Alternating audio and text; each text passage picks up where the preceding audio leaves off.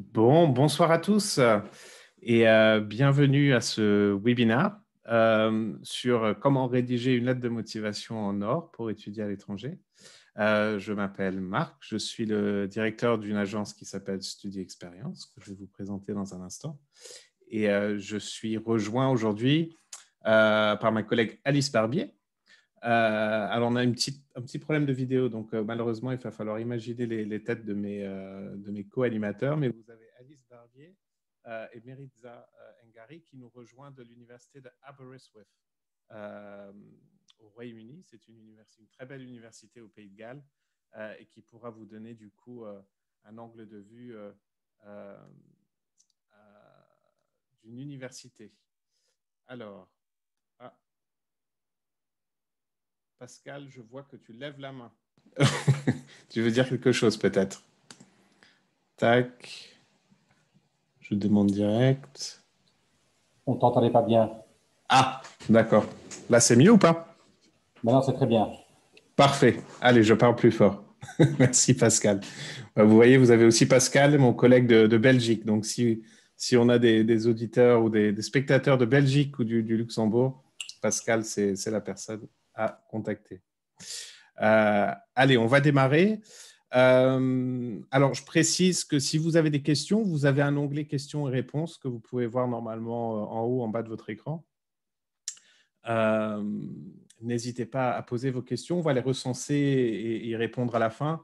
Et puis, ma collègue Alice également va pouvoir vous répondre à l'écrit si vous avez des questions un petit peu plus personnelles.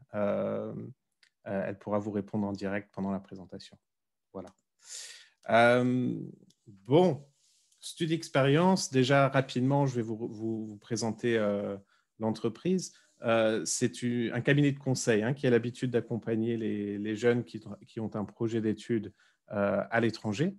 Ce qu'on va faire, c'est vous aider à trouver les bonnes universités, les bons programmes et surtout vous appuyer dans toutes les démarches pour présenter des candidatures optimisées et performantes pour les universités que vous aurez ciblées. Donc, une grosse partie du travail qu'on a l'habitude de faire au quotidien avec les étudiants consiste à les aider à peaufiner leur lettre de motivation, donc le sujet principal de ce webinaire aujourd'hui. Et donc, voilà, par ce petit webinaire, vous aurez un petit avant-goût de l'aide qu'on peut vous fournir et vous allez comprendre que c'est quand même une pièce importante du dossier.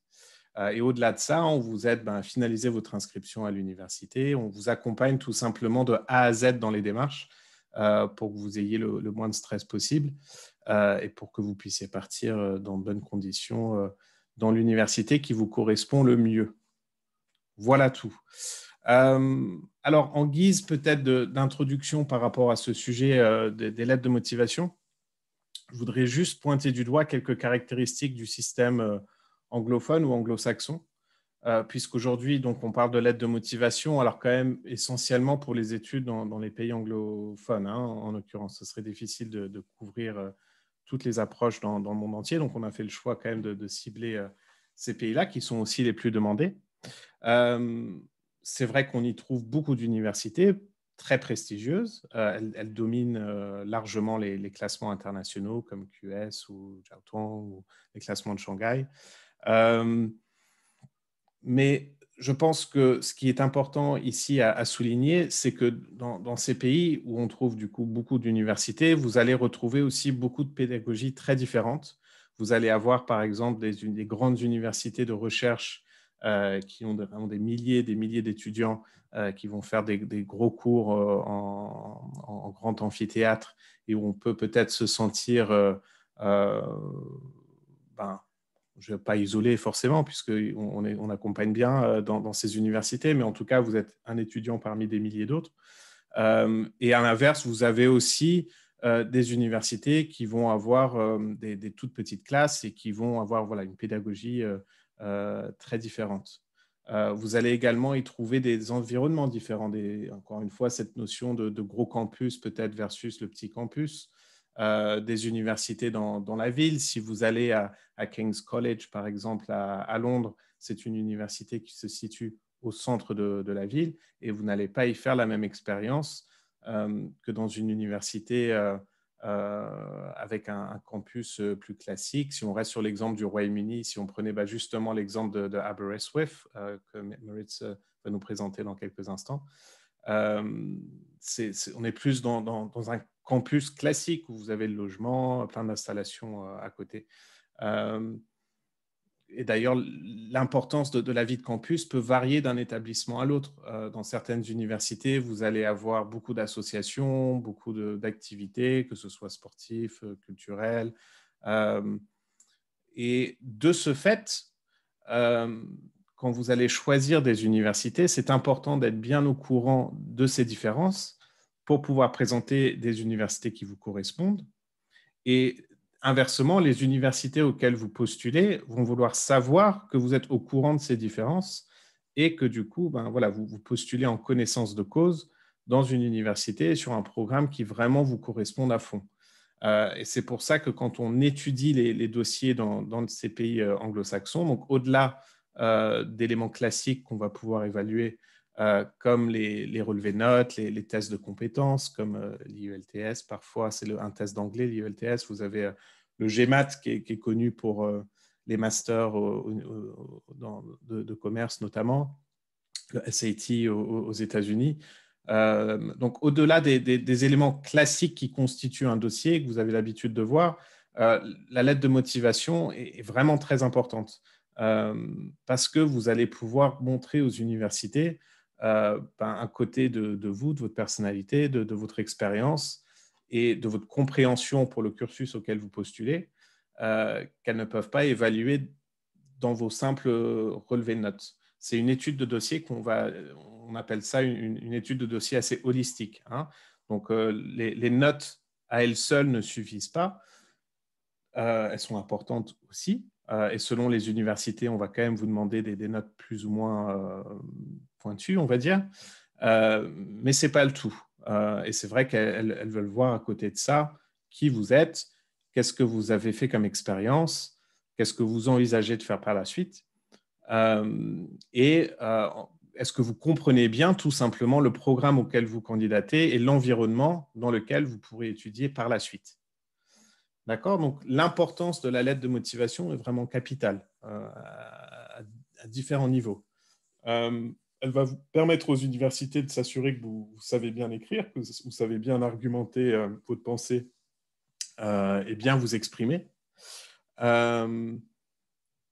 Et puis, alors comme je vous disais, c'est l'opportunité de transmettre aux universités des informations qu'elles n'auraient pas forcément vues. Et surtout, je trouve que c'est un outil qui est précieux pour les étudiants dans la préparation de leur dossier, parce que très souvent, en fait, elle permet d'apprendre à mieux vous connaître en fait en la rédigeant. Hein. Très souvent, on va avoir des étudiants qui nous contactent pour postuler dans un programme X et qui finalement en rédigeant leur lettre de motivation, en y réfléchissant, se rendre compte, en fait, finalement, c'est peut-être pas exactement ça que je souhaite faire. Je suis peut-être fait pour autre chose. Et donc, c'est vrai qu'on a tendance parfois à rechigner sur ce travail de la lettre de motivation. C'est vrai que ça prend du temps. Ça peut être parfois un petit peu embêtant et voilà, on a envie de faire autre chose. Mais c'est un exercice qui vraiment est capital, qui est nécessaire dans le cadre du dossier, mais qui, au-delà de ça, est un apprentissage très utile pour vous aider à vous aiguiller, à vous orienter sur le cursus. Et puis, c'est une compétence qui vous sera utile à vie, puisque dans toutes les étapes de la vie, au-delà des études, quand vous allez chercher du travail, il faudra toujours ou chercher des clients ou des fournisseurs, peu importe, vous allez devoir défendre votre point de vue et essayer d'apparaître le plus attractif possible pour l'objectif que vous souhaitez valider.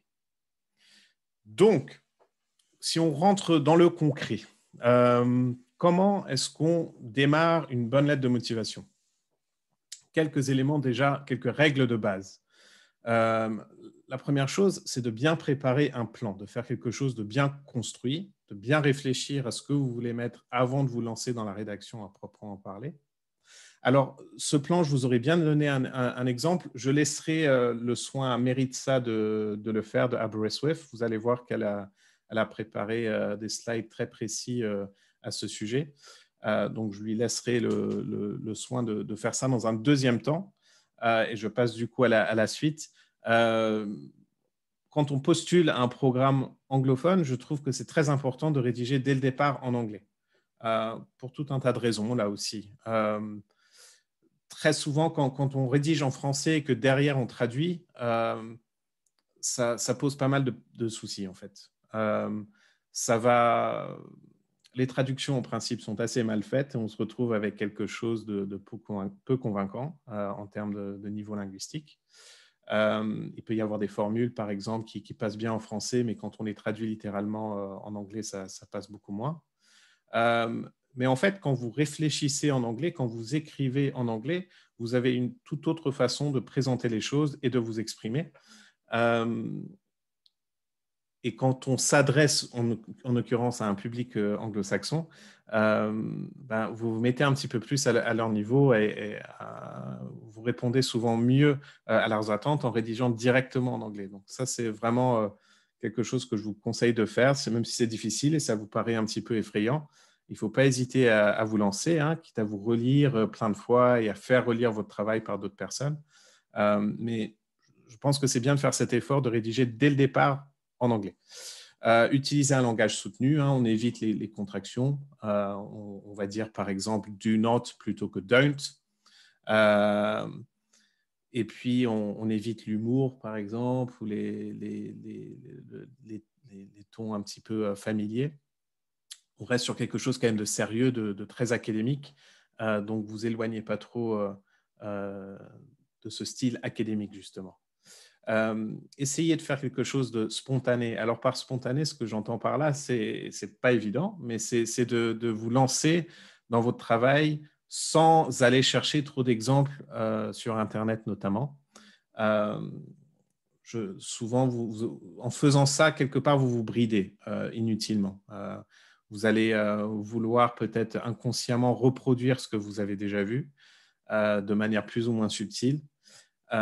Et c'est dommage parce que ça peut nuire à l'originalité de la lettre. Et on va parler de cette originalité qui est importante dans un deuxième temps. Et puis surtout, faites attention au plagiat. Et quand on parle de plagiat, alors ce serait un peu gros de reproduire à la lettre tout un essai, toute une page de texte. Mais il suffit que ce soit une phrase ou deux phrases, même un paragraphe que vous avez repêché quelque part et que vous mettez dans votre lettre. Toutes les universités, globalement, sont équipées de détecteurs de plagiat à ce niveau-là assez performants. Et s'il y a le moins de soupçons de plagiat, c'est vraiment pas bon du tout. Enfin, en principe, le dossier peut être recalé immédiatement et pas seulement pour l'université que vous ciblez, c'est des informations qu'elles peuvent se partager aussi entre elles. Donc, faites attention à ça. C'est vraiment important de fournir quelque chose, un texte original. Et puis surtout, relisez-vous. Ça, je ne peux pas suffisamment insister là-dessus. Allumez le correcteur orthographique de votre outil de texte.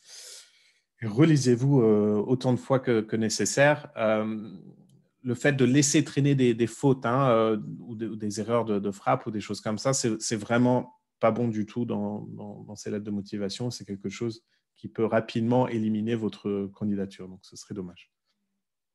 Bon, là, on a vu un petit peu les bases, mais quelque part, si vous êtes là ce soir, c'est pour savoir comment faire une lettre de motivation en or, pas une lettre de motivation de base, on va dire.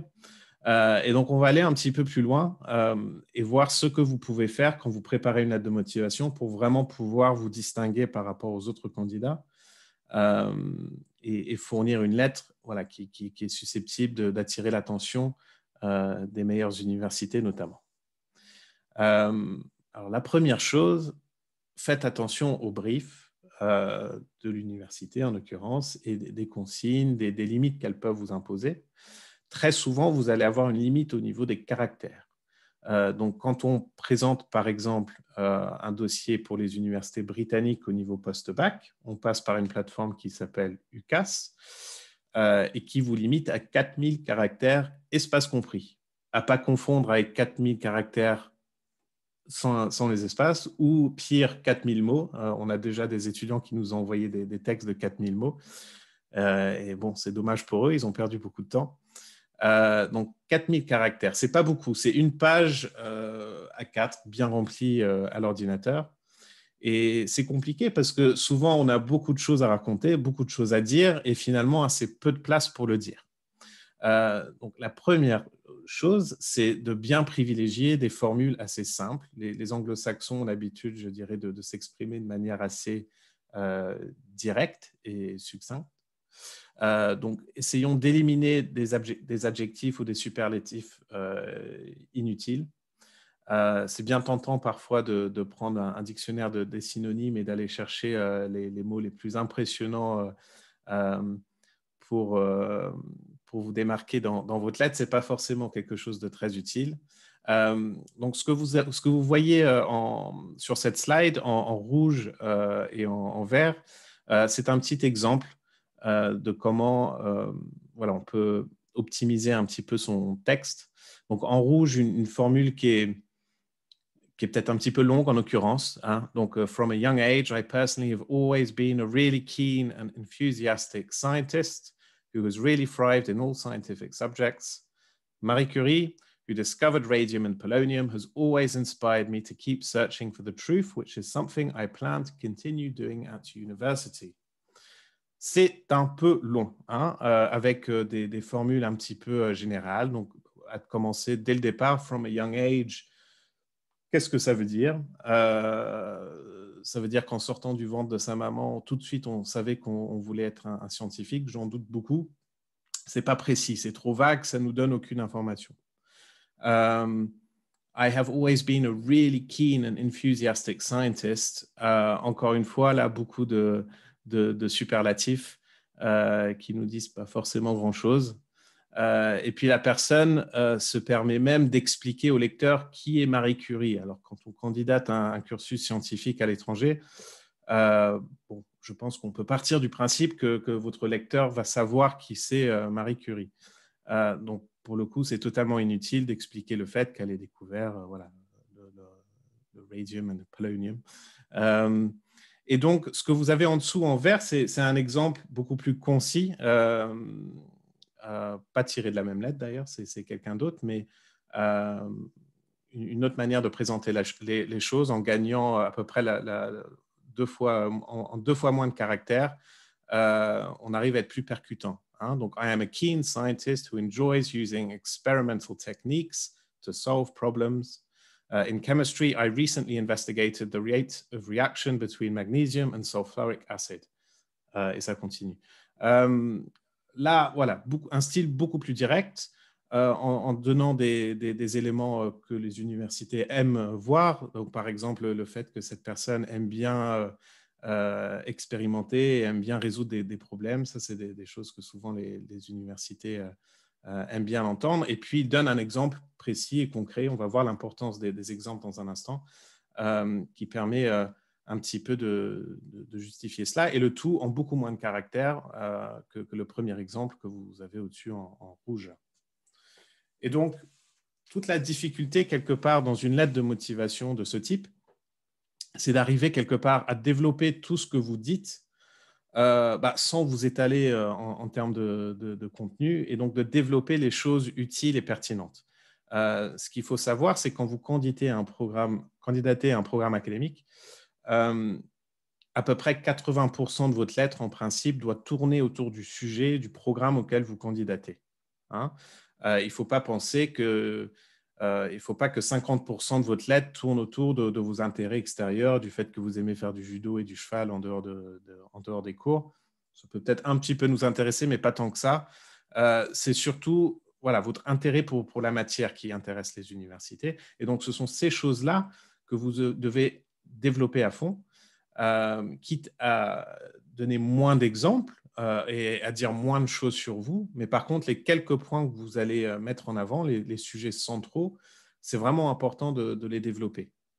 Et donc, là aussi, vous avez un exemple. Hein, donc, par exemple, l'exemple en rouge, c'est quelqu'un qui n'a pas trop développé son argumentaire. Il nous dit simplement « The process of preparing for a group project at school taught me many skills that will be invaluable to me at university and in my future career as a manager. » C'est très vague. Voilà. en me préparant à l'école, j'ai appris plein de compétences très utiles qui me seront certainement précieuses à l'avenir quand je serai un manager. C'est un peu du… Voilà, il ne dit pas grand-chose, en tout cas, cet étudiant dans cette phrase. Alors qu'à l'inverse, dans le deuxième exemple en vert, qui pour le coup est un petit peu plus long, through a group project on sustainability in France, I developed my research skills and the ability to break down complex, interconnected policies and processes. These skills will be essential throughout my degree in architecture, where we will need to be able to research widely and become familiar with policies on specific areas like sustainable building design. Donc là, on a un étudiant qui nous donne un exemple précis d'un travail qu'il a fait à l'école sur le développement durable en France. Et puis, il nous explique précisément ce qu'il a fait et quelles compétences précisément seront utiles pour lui dans la poursuite de ses études d'architecture par la suite.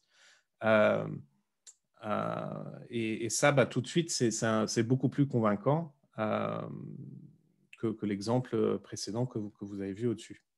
Donc, vraiment important de toujours développer ce que vous dites, aller plus loin. Si vous pouvez poser la question quelque part, pourquoi à la fin d'une phrase, ou comment, et encore, c'est que probablement vous n'êtes pas allé jusqu'au bout de ce que vous vouliez dire quelque part. Ce qui est très important dans une lettre de motivation et qui vous permet aussi de vous distinguer par rapport à d'autres candidats, c'est de montrer votre passion. Quand vous souhaitez étudier quelque chose, c'est parce que vous aimez cette matière. En tout cas, je l'espère pour vous. Mais voilà, ce n'est pas suffisant de dire ça dans une lettre. Vous ne pouvez pas dire, voilà, je souhaite étudier la physique parce que j'ai toujours aimé la physique. Ça ne nous dit rien du tout. Et ce n'est pas intéressant quelque part comme phrase. Donc, il faut arriver à démontrer cet intérêt que vous avez pour la matière avec des exemples précis et concrets tirés de votre expérience. Donc, alors, qu'est-ce qu'on peut trouver comme exemple? Ça peut être des lectures que vous avez faites, ça peut être des expériences, des stages, par exemple, ou une visite au musée. Dans certains cas, ça peut être des actions sociales. Si vous avez fait du bénévolat, par exemple, ou du travail associatif. Si vous vous destinez plutôt à des études artistiques, qu'est-ce que vous avez comme expérience à ce niveau-là?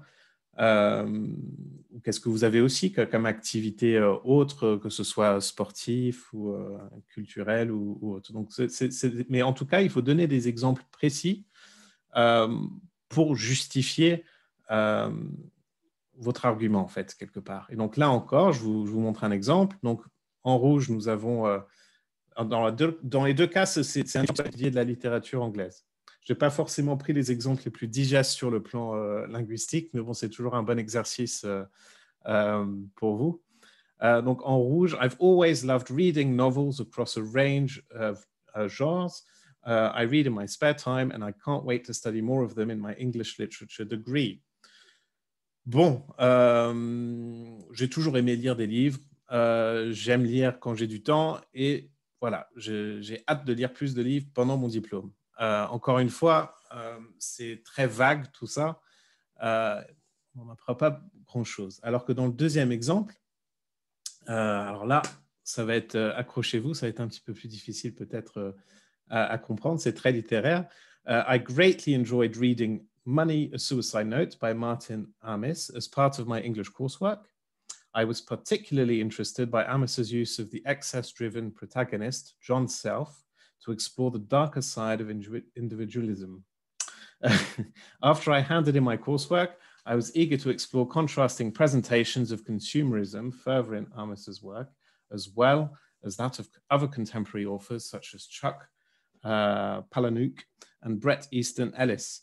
Alors là, ce qui est intéressant, en fait, c'est surtout de montrer que l'étudiant est allé au-delà de son programme scolaire, qu'il est allé lire des livres, en l'occurrence en lien avec ce qu'il souhaite étudier.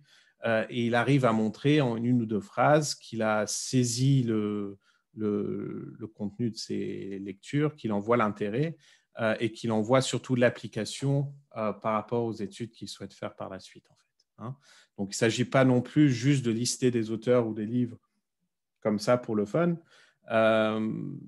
là, en l'occurrence, c'est des exemples de lecture parce que cet étudiant souhaite faire de la littérature anglaise par la suite.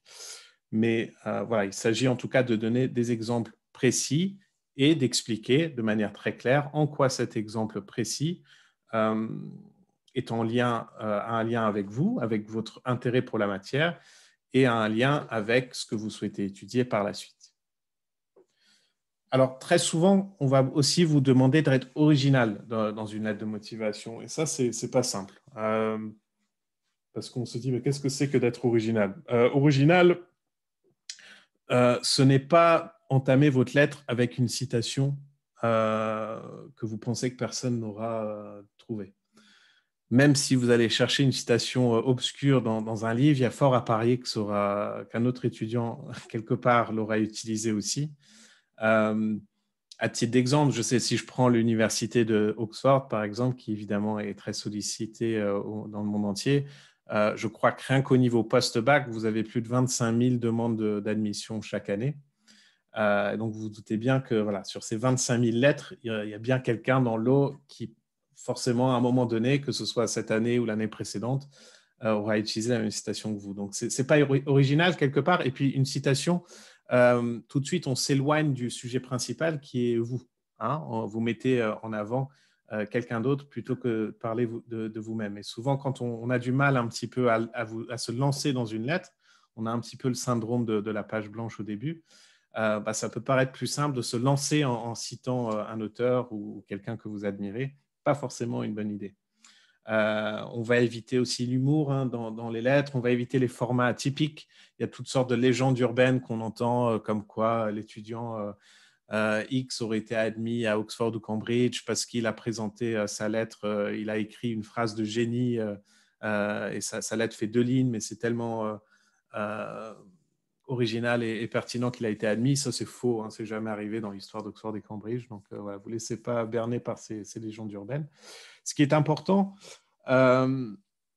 c'est de mettre en avant vous, en fait, voilà, vous êtes unique, vous avez votre propre histoire et de manière sincère, il faut vous mettre en avant votre réflexion personnelle, votre histoire, comment vous êtes arrivé jusque-là, vos expériences à vous.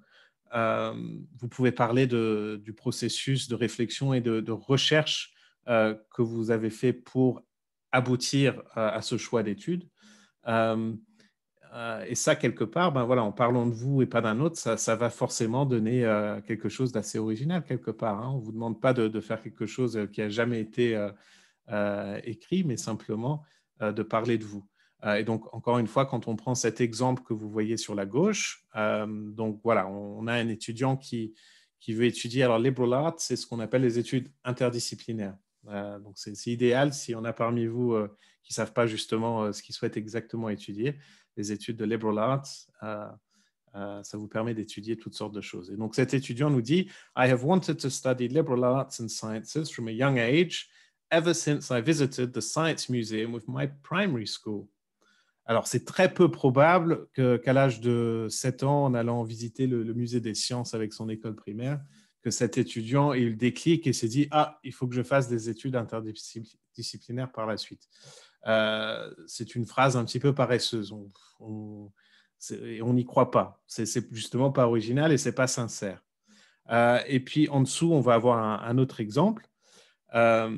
Voilà, I have a diverse set of interests and academic strengths, having always been interested in both the arts and in sciences. When choosing my subjects for the baccalaureate, I was torn between pursuing an artistic route or a scientific route. Studying liberal arts and sciences will allow me to do both. This degree will further develop my interest in how the world of arts and science are interlinked and feed off each other. Donc là, cette personne voilà, nous explique son cheminement, en fait, pourquoi elle en est arrivée à vouloir faire des études interdisciplinaires. Elle reconnaît qu'elle est intéressée par les deux et voilà. Et nous explique par exemple avec un exemple concret que pour le baccalauréat, elle ne savait pas trop quelles options choisir et qu'un diplôme de ce type lui permet justement pas forcément de devoir se positionner à ce niveau-là.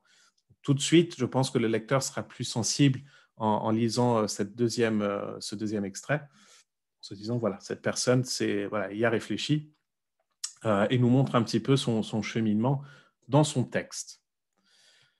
Voilà, et puis dernière chose, avant de laisser la main à Maritza, soyez positif. Hein, ça, c'est quelque chose qui n'est pas simple en France en particulier. Hein, on reçoit beaucoup d'étudiants qui vraiment n'ont pas du tout l'habitude de se présenter de manière positive.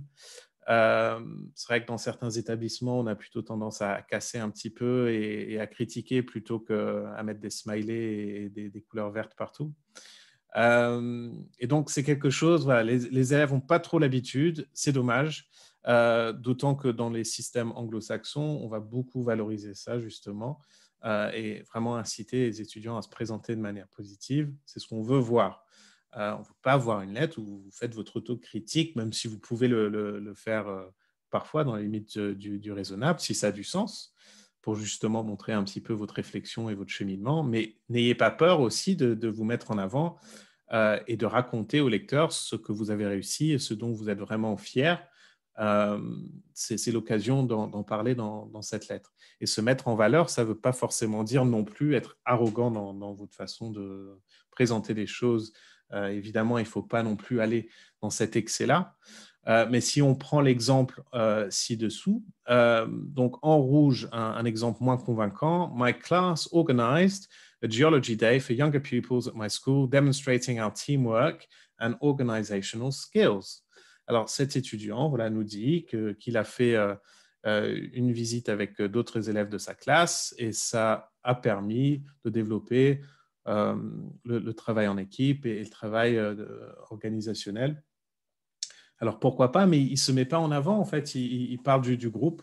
Il dit que c'était très utile pour le groupe. Ça nous a appris à travailler en équipe, à faire preuve d'organisation et tout ça. Alors que sur le deuxième exemple en bas, my class organized a geology day for younger pupils at my school. My job was to research speakers and activities.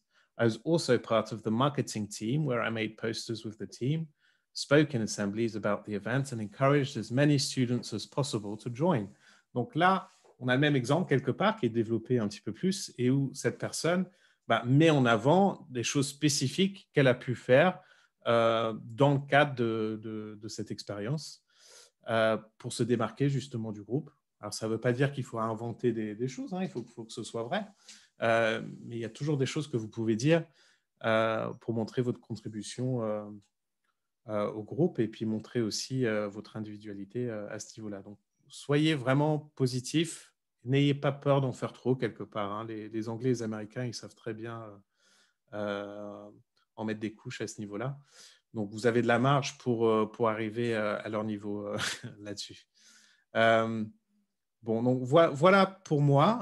Je vous laisse rapidement les coordonnées de Study Experience sur cet écran si vous vouliez me contacter ou nous contacter pour davantage de renseignements. Je vais passer du coup la main. Alors, si j'y arrive, on va arrêter le partage d'écran. Tac, à Maritza. Maritza, if you're still alive, if you survived that. Brilliant. Hi, Mark.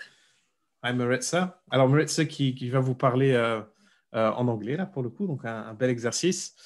Maritza, do you want to share your screen? I don't know, can you use your camera now, or is it still not working? No, it's still not working, unfortunately. It has the same error message popping up. How annoying. I will just go ahead and share my screen. And just let me know if you can see that okay. Yep. Okay, let's just go back. All right, thank you very much, Mark. Thank you for having me this evening, and thank you to Alice and Pascal for having me. So good evening, everyone. My name is Maritza, and I am from Aberystwyth University. Just to follow on from what Mark talked about, I understood a little bit of what he said. My French is not that great, but I understood a little bit of what he said.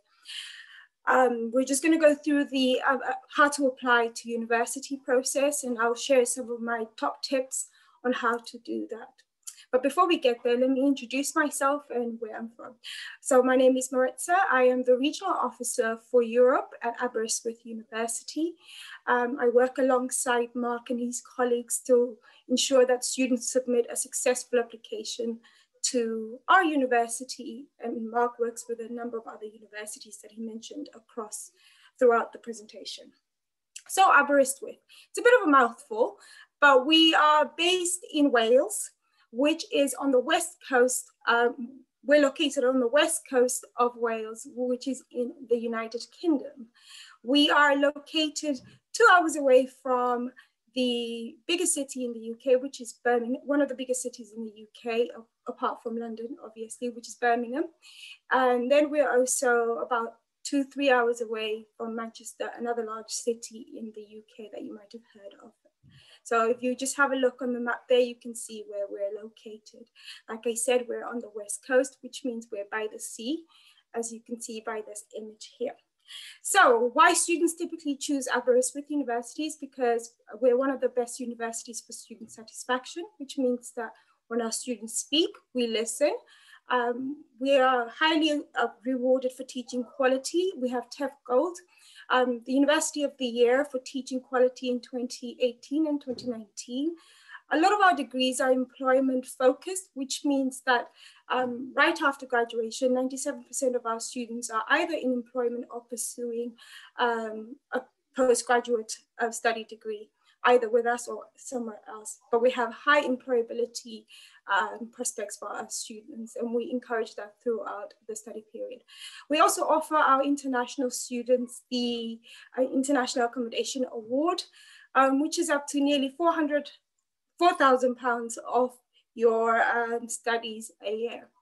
But one of the great things about this International Accommodation Award, it means that you get to stay in accommodation on campus for free for the duration of your studies. Yes, so for free, you get free accommodation essentially if you study with us as an international student. And this includes being on campus, having free access membership to gym, and being not too far away from the library. So you can see a little bit of what the campus looks like and what Aberystwyth looks like. The topics that I'll be covering in this presentation will be the personal statement, research, 5 parts to a personal statement, how to prepare to university, succeeding on your course, and tips of having the best time at university. As they say, being at university is the best time of your life. It's a coming of age story, really. I enjoyed my time at uni. I actually went to Aberystwyth University myself, so. Okay, so the personal statement.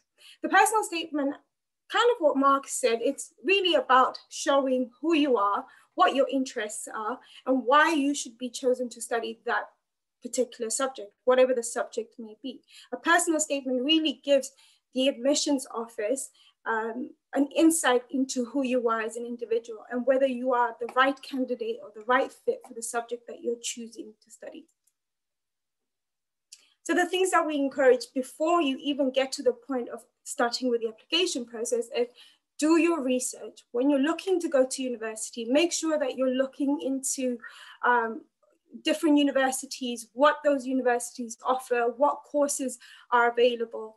And more importantly, you have to look at things that the university is ranked for, whether it's ranked for its student satisfaction like we are, for teaching reputation, whether they have scholarships and bursaries, what student life is like, the location, and try and tap into the different services that the university will have to offer as well, such as open days, online activities, live chats, and even events such as these where, you know, a lot of universities will be working with colleagues across the education sector to host events and webinars such as these.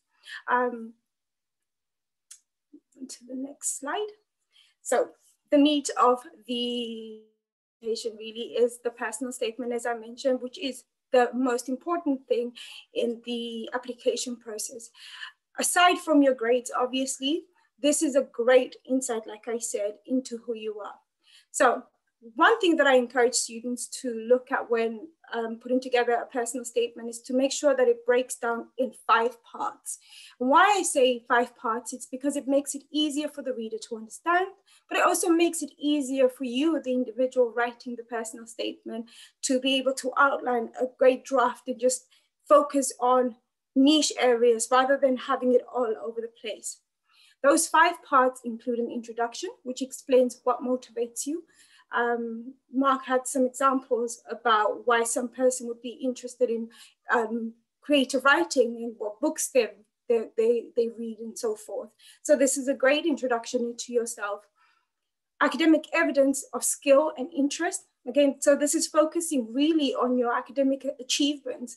I know Mark mentioned in his presentation about science students and how the student enjoyed doing experiments. Things like that, that's what you talk about here in the academic evidence. You know, why do you like set subject? What is it about the subject that you really enjoy, whether it's the research, whether it's the doing the experiments, gathering information, and so forth. So really this conveys your passion about the subject. Evidence of your interest in the subject. Again, this goes hand in hand with number 2 and outside motivation. So what other things that you do outside of your core modules at school? What other things you do that help, you know, enhance your knowledge, whether that's reading extra on the subject area and so forth. Again, like I said, this goes hand in hand. Point 3 and point 2 go really well together. And this is really where the reader gets to see, again, you know, those passions. And I think it's very important to stress that the best way to have a great personal statement is to make sure that that passion is coming across. You need something that sets you apart from all the other people that are applying to study on the course. And then number 4 really is looking at further skills. So what other things do you do outside of school that help you, that make you a better person? You know, do you volunteer? Do you have a part-time job? That could be something that really adds character to you as an individual. And you can talk about all the different skills that you've acquired, whether it's working part of a team, if you play a sport, learning something new, you know, you probably are great with the internet, you know, something like that. So I think this is really good because that shows that you are human. So point 4 is really showing and conveying that you are a human being and you have other interests, and it's creating, you know, making sure that the reader understands that you're a well-rounded, well-balanced individual. And finally, number 5 is the part where you conclude your personal statement. And this is where you say to the reader, I am the right candidate for this course. Choose me, I will succeed. I will be an asset to the university, A, I will be an asset to the course, B, and more importantly, this will be an amazing opportunity for me to grow and become a better person, and it will help me in my future prospects. So these are the 5 points that you always have to kind of, I would recommend that you keep in mind when starting on the personal statement. And we're on to the next slide. So I don't know if you can see this properly. I hope you can see it a little bit better, but it's a little bit small. Apologies for that, but I was trying to find a way to kind of get this in there so people could see, but I'll move on swiftly. This is an example of my own personal statement when I first applied to university, and there are some mistakes in there, but nonetheless, I think I conveyed the message of, you know, 18-year-old me, what I wanted to do and why I wanted to study law. So I've highlighted this kind of to demonstrate the 5 parts that I've taken using the 5 parts that I explained in the previous slides. So at the top, we've got an orange kind of color where it talks about the introduction. So I'll read that out to you quickly. And it just says, law fascinates me intensely, and I am captivated by the developments in law and how it adapts to an ever-changing nation. That is it really kind of gets in there in expressing what it is I feel about law, why I like it, why I love it, so the reader doesn't even need to go further into go, okay, well, what's this going to be about? They already know from the onset that I want to study law because I've said it right there in the first introduction. So the second part, like we said, is about the academic evidence of skill. So it's a little bit further, but I mixed it up a little bit, and I talked about my passions for the legal system and some of the subjects that I'd studied and some of the work experience that I'd done. So I thought it would be best to kind of mention that here. And I also mentioned my achievements at school. We'll go here where I say, at my secondary school, I had the privilege of being a head girl, which is head prefect, and I cherished the role and enjoyed it. I chaired several school meetings and so forth and so forth. So now I'm talking a little bit about myself, my success at school, and some of the things about the law that, you know, I'm fascinated by. Further down, I talk about my extracurricular activities, and which is, again, what I was talking about, point 2 and 3, beg your pardon, going well together. So the yellow here, which is right here, I don't know if you can see that properly, really talks about the evidence of your personal interest. So here I'm like, during my spare time, I attend Global Graduates, a program aimed for high achievers. And this is where my passion for law developed. So I'm talking about that and showing, and then I go on to talk about some of the subjects that I really like to study at school. My favorite essays, I would say, were in CPS and the Bell system.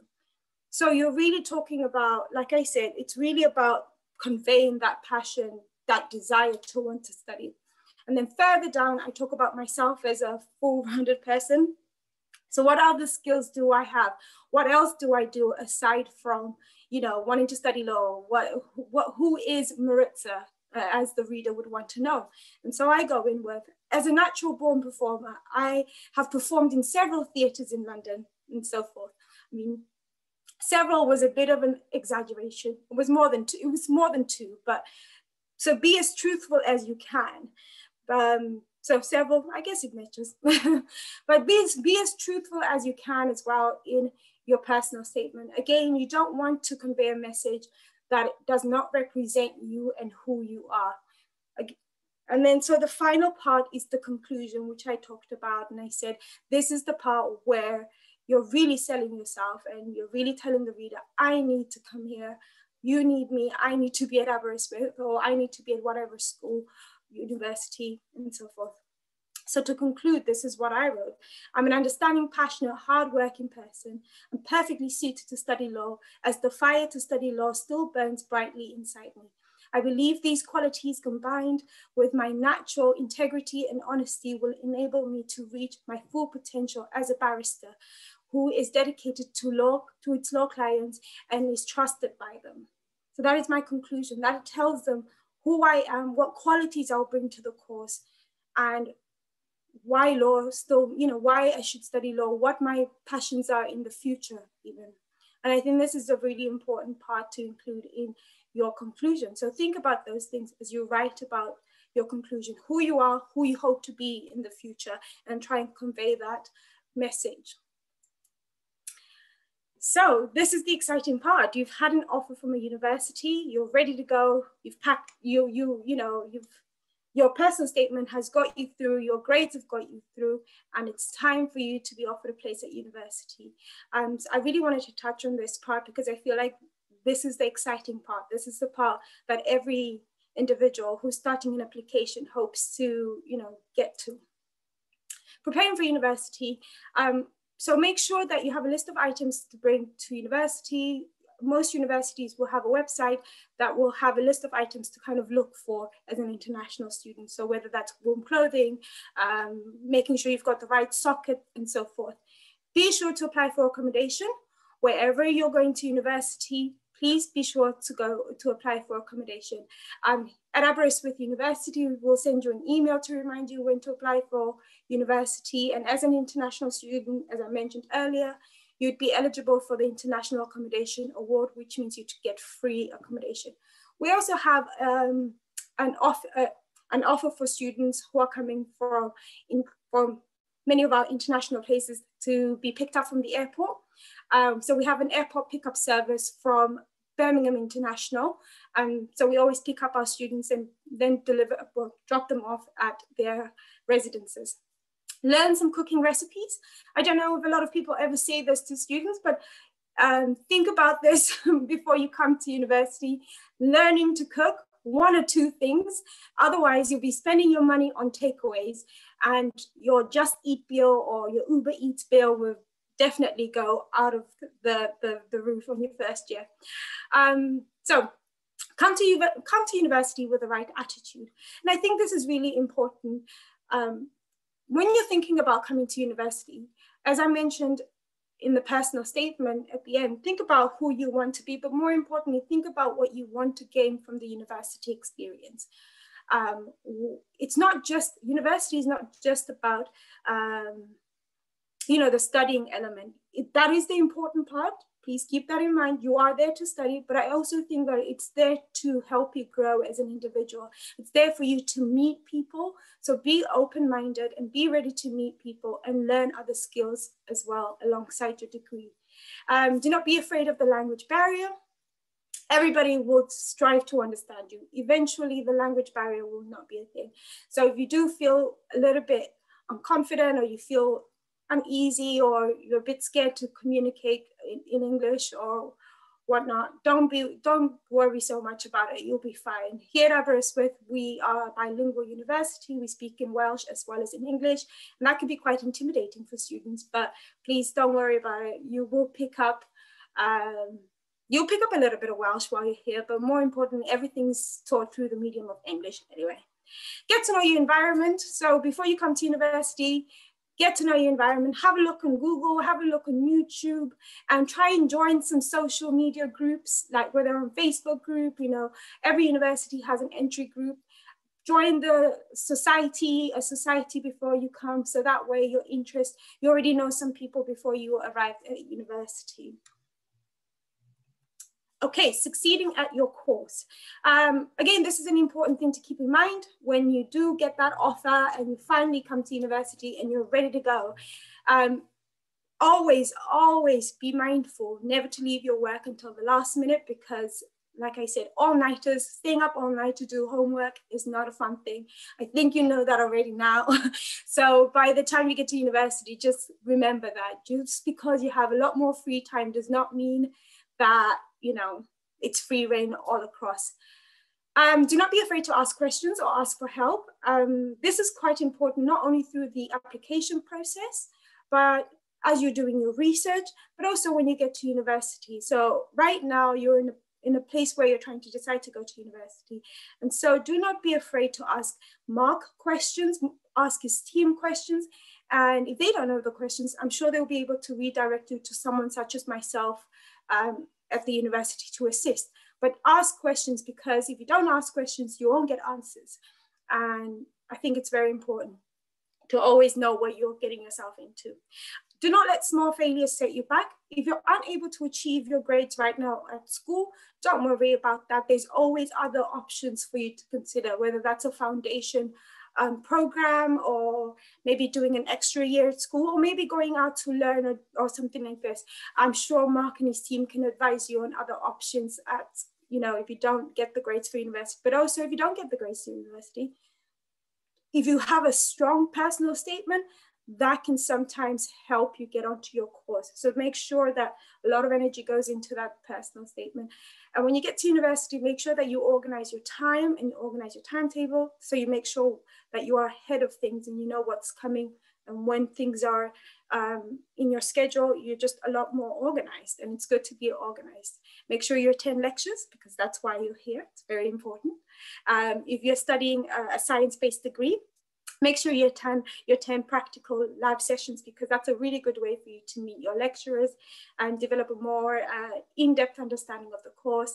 And, you know, the lab sessions are really there for you to gain your technique in the degree, especially for those who do sciences.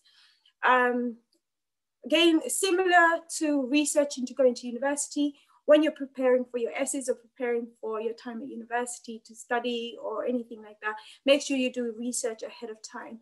So if you're preparing for essays, make sure you do research not last minute, like I said at the top, just in time to make sure that you get the best grades out of it, and you know, you get to enjoy your time without being too stressed.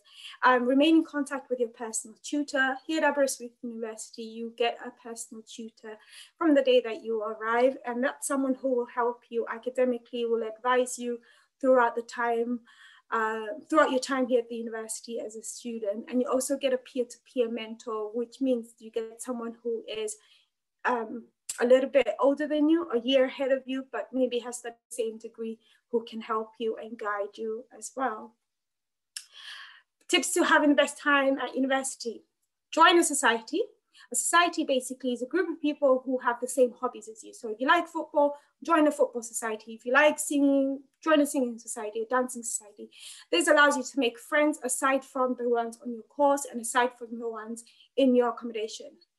Be informed on the services available at the university that you are attending. For example, at Aberystwyth, we offer a money management course, which means that we give you tips on how to manage your money in your first year so that you don't run out of money like some people have. Socialize with your flatmates.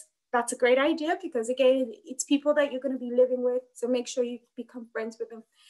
Again, you know, here at Aberystwyth University, we have a 24-hour library service, which means you can go into the library for 24 hours during term time. Great opportunity for you to be able to book private rooms as well, to be able to study on your own in private. We have, with the accommodation, like I said, if you're living on campus using the International Accommodation Award, you'll get free gym membership where we have a pool and we have a sauna. We also have a campus cinema, which means there's a cinema right on campus. The Students' Union is on campus as well. And it's everything in Aberystwyth is literally like 10 to 15-minute walk. So you never really have to pay for a taxi or travel far because everything is within a walking distance. We're a campus-based university, so everything is within 15 minutes walking distance. So if you're late, you must have really slept or overslept or something. Attend the careers fairs and office to get more information on work experience. Like I said, a lot of our degrees are work experience focused, which means that we encourage our students to take up work experience during their degree, which is you can take a short-term work experience either in the UK or you can go abroad to some of our partner institutions that we work with and so forth. We also have a careers fair. We have 2 each year where we get different businesses come on campus and help recruit students and offer them tips and advice and so forth. Get a peer mentor, which is something I mentioned earlier. Yeah, and that's just a photo of me and my colleagues on the seafront. Some are in the seafront and some when. So yeah, that's just us saying we are ready for you. So come to Aberystwyth. It's the best place ever. I'm sure I shouldn't be saying that, Mark. But yeah, that's it from me. If you have any questions, I will be happy to take some questions from you. Thanks, Maritza. I think actually now you should be able to put your camera on. I think I've resolved it. Aha! We can't hear you now, though. It's either voice I or... put myself there on we mute. go. Yeah. Perfect. Thank you very much. You're very welcome. You're most welcome. Has anybody got any questions for me? We did get a few questions. Actually, there's one last question here that I could see from Adrian, who just bouncing back on what you were talking about in terms of social life at university. Adrian says that he'll be 17 when he goes to university. Mm-hmm. And will that affect his social experience? No, it won't affect his social experience. Only because we've had people as young as 16 come to university. There are more precautions in place to make sure that your safety, you're well protected in safety wise. So you'll get in more check-ins than anyone else. We also have what we call residential tutors that will look into the younger cohort just to make sure that they're okay. But most times it hasn't been an issue. We've never had an issue, but you have to be mindful of where you go. I think where you go and study will play a key role on how you succeed. Aberystwyth is it's not a city university. It's quite niche. A lot of the things here are student focused. The town is student focused. So yeah, I hope that helps your question. It should do. I would just add maybe the one area where there might be an issue is, I guess, with going to bars or nightclubs. Yes, at 17, yes. 18. You will be ID'd a lot, but, So, yeah. You win some and you lose some. We did get a few questions, but we were able to answer them live, I think.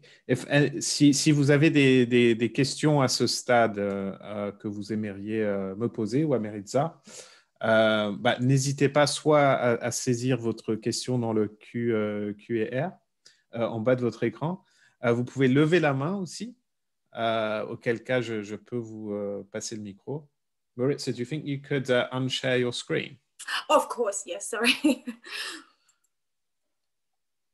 Yeah. There we are. Thank you. Well, just wait a couple of minutes to see if anyone has any questions they'd like to ask.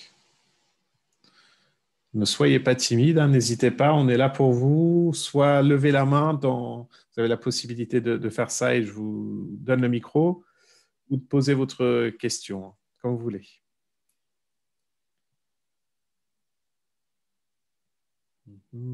One question I got, Maritza, regarding personal statements was whether it's a good idea to talk about your weaknesses or your vulnerable side, I think is how it was stated. What would be your take on that? My take on that would be you can mention it, but don't mention it as the main thing of your personal statement. I always say that if you're going to mention your weakness, mention it and then comma, end with a positive.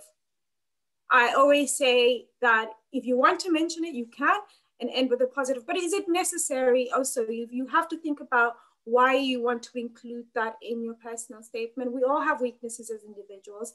So, and university will bring new challenges to you. So think about why you think that would be necessary. But yeah, so I hope that answers the question in some ways. But I always say, if you're going to mention a weakness, always finish it off with a positive. Yeah, I'd agree with that completely. Remain positive. Or say how you know, if it's a weakness that you've had in the past, which we've all had, how you've overcome it, that can be quite compelling as well. Yeah.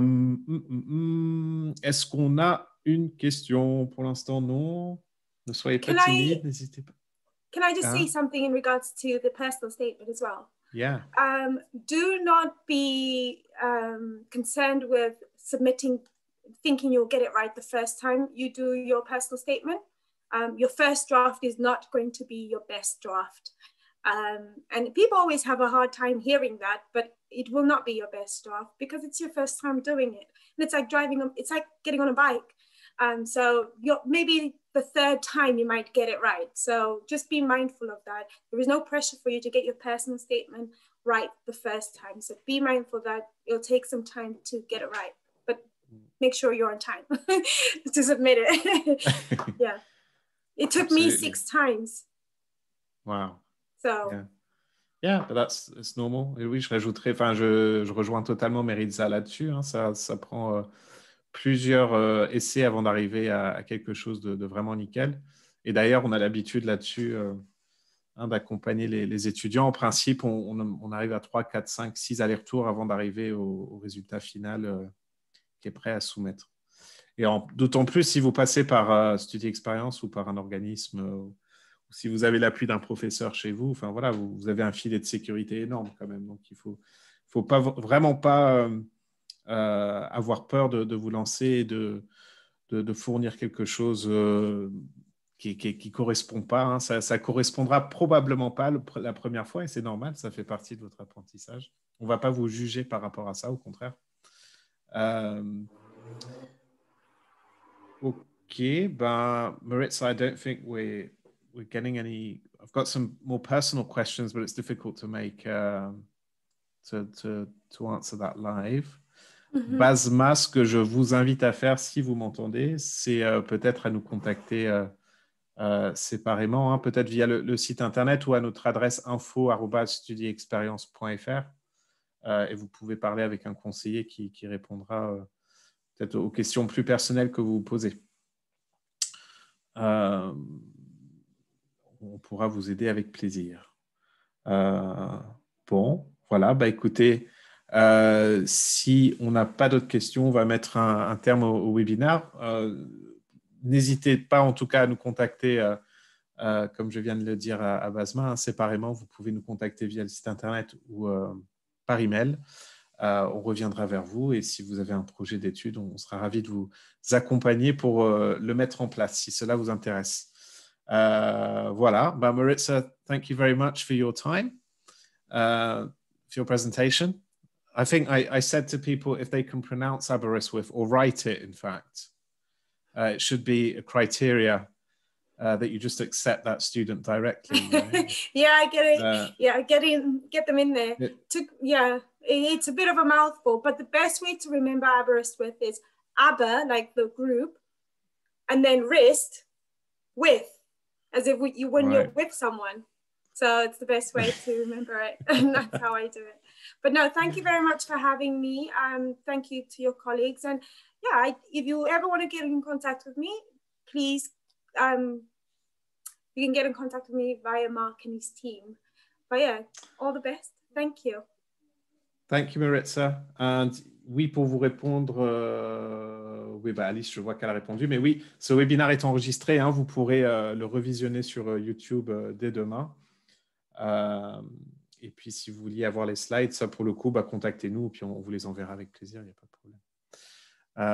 Ok, parfait. Allez, bah, merci beaucoup, bonne soirée à tous. Et à très bientôt pour un prochain épisode de webinaire Study Experience. Merci beaucoup.